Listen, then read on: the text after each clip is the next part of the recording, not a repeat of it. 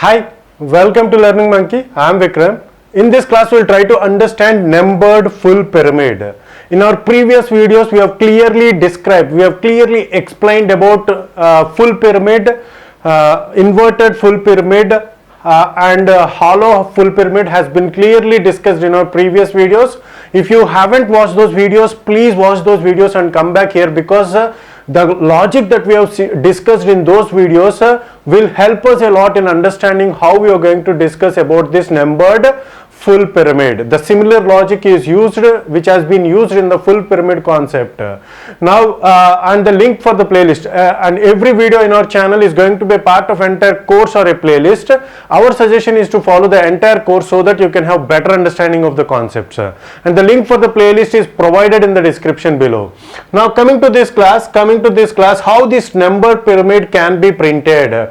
So, as we have discussed in our previous videos, we have filled these positions with stars, but here we are going to just print the numbers. So how that happens is, we are going to take a separate variable called count. So let's see the variable declarations. Rows is for number of rows, height of the pyramid. So for example, here if you take this pyramid, the height of the pyramid is 3, so 4. So the height of the pyramid has to be given by the end user, and that value that is given by the end user will get printed, will get stored in a variable called rows.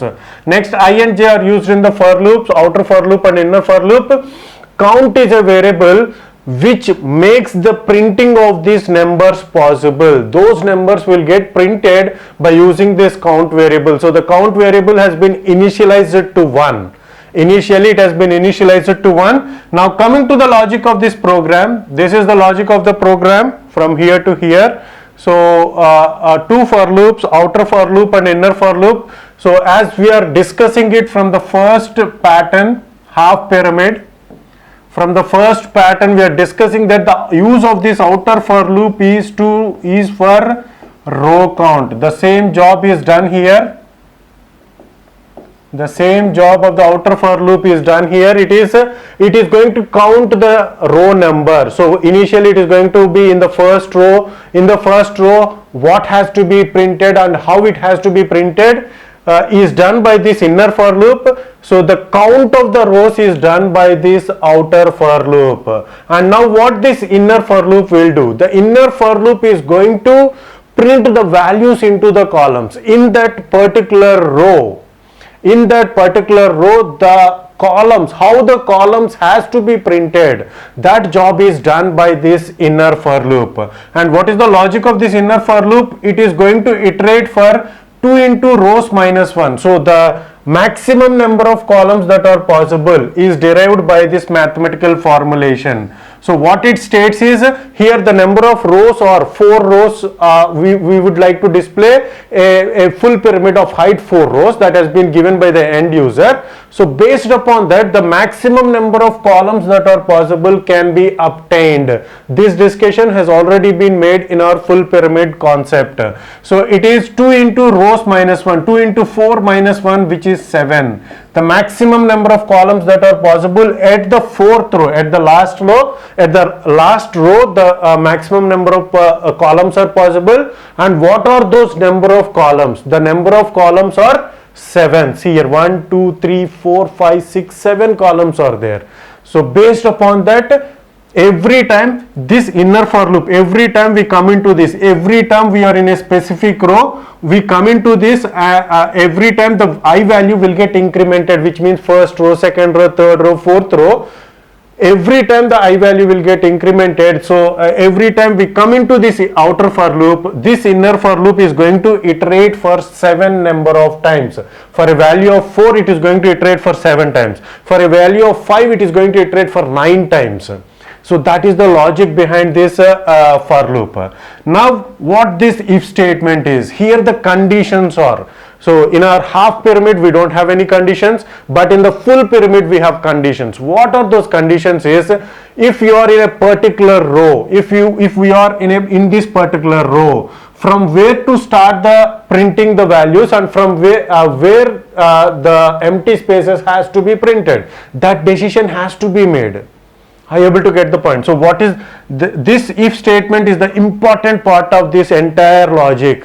So what this if statement states is from where the numbers are to be printed and where the empty spaces are to be printed. For example, if we are in the second row, 3, 4, 5 has to be printed with, these columns has to be printed with numbers, and the remaining spaces 1, 2, 6, 7 has to be printed with empty space.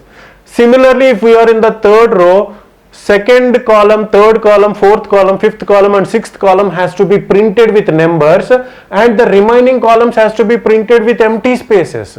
So that decision has to be made. Who is going to make the decision? That decision is made by this if statement. So the mathematical formulation and how this mathematical formulation is going to derive that that columns where the numbers has to be printed has been discussed clearly in our full pyramid video. Please watch that video. The same logic has been used, but the only difference is in this printf statement, there in our execution of full pyramid we have used star symbol, we have just printed star symbol, but in order to print a numbered pyramid we have to use a count variable. So if we are in the first row, this value, this if statement is going to decide where the one has to be printed, one has to be printed. So based upon that the count will get printed. What is the initial value of count? It is 1. So after printing the value will get incremented, 1 becomes 2. So now in the second row here the 2 will get printed, 3 will get printed, 4 will get printed. Later it is going to print empty spaces. So that is how the numbered pyramid will get printed. So it is same as, the logic is same as that of full pyramid with stars. The only difference is an extra count variable will be used, and based upon that the numbers will get displayed. So now let's try to execute this and let's check how these values will get printed on our computer. So let's check it. See here is the program for full pyramid and the logic for full pyramid, count plus plus, and this is the if statement, count plus plus, and everything has been done clearly. So the same logic has been implemented. The number of rows to be in the pyramid, so let's give the number of rows be 5 and press enter. See here, so this is how the pyramid will be. So is it looking like a pyramid? No, because why we are not getting the pyramid shape is here we are having 2 digits. So that is the reason why, and it is looking very clumsy. Is it 234 or 234? So we are not able to get that. So how to avoid this undesirable pyramid shape? So how to avoid that is, let's check this. So what we will do is, here we will just give the tab space and also here. So let's check. So one more tab has to be provided. Where it has to be provided? Before that we will try to execute this.